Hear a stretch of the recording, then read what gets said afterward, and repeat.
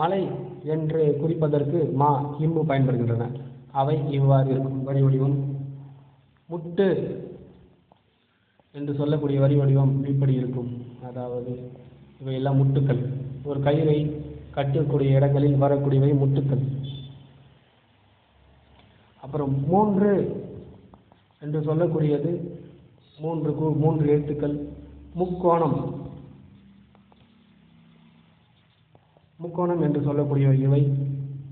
இதுபோன்று மு, மா, இம் இவையெல்லாம் மா வரிசையில் வரக்கூடிய எல்லாமே மலை சார்ந்த, முக்கோணங்கள் சார்ந்த, முட்டு சார்ந்த இந்த மாதிரி வரி வடிவங்களில் இருந்து ஒரு சிறப்பான வரி வடிவமாக மாறும். இவை எவ்வாறு என்றால், சைன மொழி, எகிப்து மொழி இவைகள் எல்லாமே பட ஓவியங்களில் இருந்தே மொழி வந்தன. இன்று காலம் வரை சைனாவில் பயன்படுத்தும் சீன மொழியாகிய எழுத்து பட எழுத்துக்களில் இருந்து வந்தவை. பட எழுத்துக்களை சுருக்கி விடுவார்கள். உருவ பொம்மை இருக்கும். இவற்றை வரைய இவை சைனீஸ் எழுத்துக்கள்.